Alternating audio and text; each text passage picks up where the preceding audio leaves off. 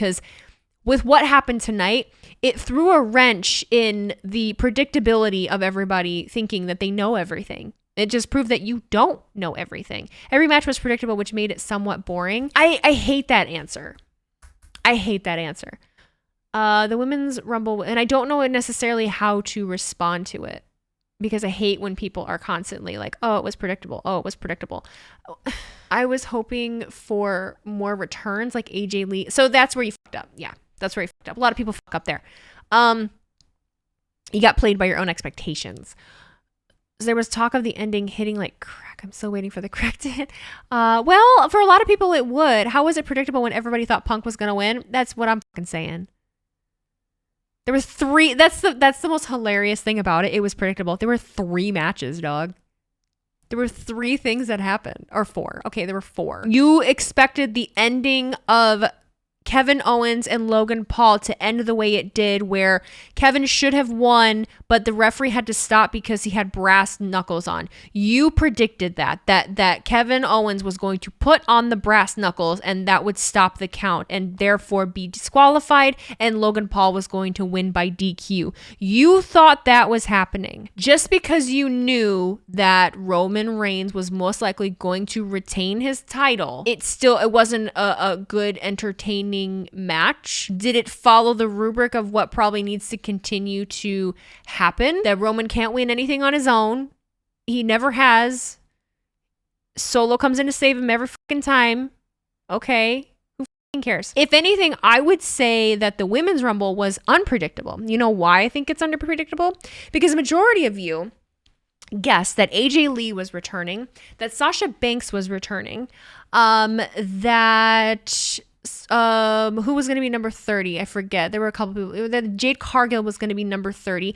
Most of the things that people guessed besides Bayley winning didn't happen. They also was heavily saying that Damage Control was probably going to turn on Bayley at the Rumble, or that they were going to something was going to happen in the ring with Damage Control and Bayley. That didn't happen. Damage Control got eliminated way before Bayley ever won. You predicted. Was it predictable that Nia Jax was going to be eliminated by one single person, and that one single person being Jade Cargill, that you've seen nothing of in a ring in WWE, lifted Nia Jax, the biggest woman on the WWE women's roster? You predicted that Jade Cargill was going to pick Nia Jax up on her shoulders and yeet her out of the fucking ring on her own. You thought that was happening, when every other time that Nia Jax has been eliminated, it's had to be more than, how many was it last time? More than 10 women that all collectively had to pick her up and push her out of the ring with struggle. I don't understand any of you. I don't get it. Continue to tell me what was very predictable. Did you predict all of that happening that I just said? Shut the fuck up, okay, because a lot of people were saying they didn't like the Rumble. They didn't like the Royal Rumble. I'm like, okay, well, why didn't they like the Royal Rumble? Majority of things that I'm saying or was seeing was that it was predictable. Oh, I hated this. This was predictable. And so I just rattled off a bunch of things that nobody predicted. And all the things that people did predict didn't happen. Oh, another one. Great. Another one. Didn't you, wasn't number 30 of the WWE Royal Rumble men's match, wasn't number 30 supposed to be The Rock? Wasn't The Rock supposed to be number 30, and he was going to come out and he was going to clear house and he was going to be the one to win the Royal Rumble? Weren't all of you in the chat saying, if you smell, as if we were waiting for that music to hit, and then it never happened? It was actually Sami Zayn. Did you predict that Sami Zayn was going to be number 30? I missed that. Yeah, I missed that part. Someone just said it. Y'all let your expectations ruin the Rumble. You did let your expectations ruin the Rumble.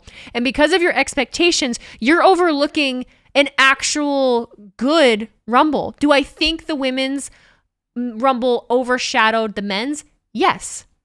But like I talked about earlier, I think the women's Rumble focused more heavily on a story the entire match.